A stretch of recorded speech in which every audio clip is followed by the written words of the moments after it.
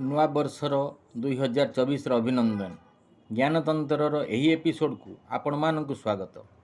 ବନ୍ଧୁଗଣ, ଆପଣମାନେ ଗତ ଏପିସୋଡ଼ରେ ଦେଖିଥିଲେ ବଡ଼ ଭାଇ ଅଳ୍ପ ସୁଧରେ ଟଙ୍କା ଦେଲା ଓ ଲୋକଙ୍କ ସହିତ ଭଲ ବ୍ୟବହାର କଲା। ଏଣୁ ଲୋକମାନେ ତା ପାଖରୁ ବେଶୀ କରଜ ନେଲେ। ଭାଇର ଉନ୍ନତି ହେଲା। ଏହା ଦେଖି ସାନ ଭାଇର ହିଂସା ହେଲା। ସେ ଭାବିଲା ବଡ଼ ଭାଇକୁ ଜୀବନରେ ମାରିଦେଲେ ସେ ଥିବ ନା ଆଉ ସୁଧ ଦେବ।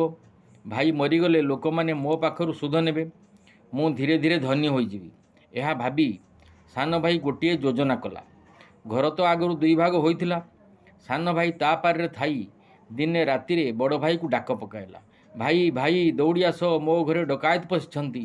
ଏହା ଶୁଣି ବଡ଼ ଭାଇ ସାନ ଭାଇ ପାରିକୁ ଦୌଡ଼ିଗଲା। ଦେଖିଲା କେହି ନାହିଁ। ଯେମିତି ବଡ଼ ଭାଇ ସାନ ଭାଇ ପାରିରେ ପହଞ୍ଚିଲା, ସାନ ଭାଇ ବଡ଼ ଭାଇକୁ ଦେଖି ଲୋକମାନଙ୍କୁ ଡାକ ପକାଇଲା, ଦୌଡ଼ି ଆସ ଓ ଗାଁ ବାଲା ଦୌଡ଼ି ଆସ, ଭାଇ ମୋତେ ମାରି ପକାଇଲା। ଏହା ଶୁଣି ଗାଁ ବାଲା ଦୌଡ଼ି ଆସିଲେ। ଦେଖିଲେ ବଡ଼ ଭାଇ ସାନ ଭାଇ ପାରିରେ ଠିଆ ହୋଇଛି। ଭାବିଲେ ବଡ଼ ଭାଇ ତ ସେମିତି ଲୋକ ନୁହେଁ, ଏପରି କାମ କେମିତି କଲା।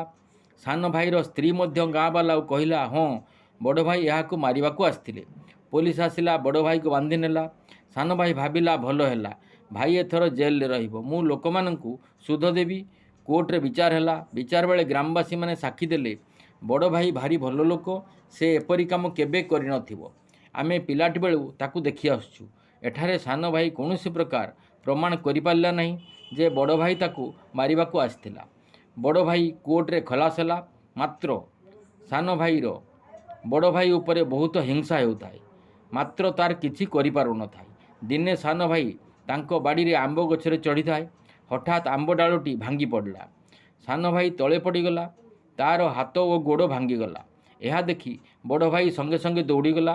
ସାନ ଭାଇକୁ ନେଇ ଡାକ୍ତରଖାନା ଗଲା। ଡାକ୍ତର କହିଲେ ଏହାର ହାତ କଟା ହେବ, କୌଣସି ପ୍ରକାର ଭଲ ହେବ ନାହିଁ। ସାନ ଭାଇର ହାତ କଟା ହେଲା। ସେ ଡାକ୍ତରଖାନାରେ 2 ମାସ ରହିଲା ଓ ଘରକୁ ଆସିଲା।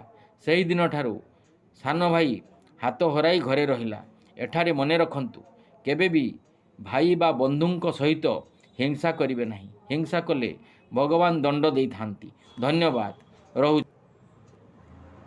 Thanks for watching video.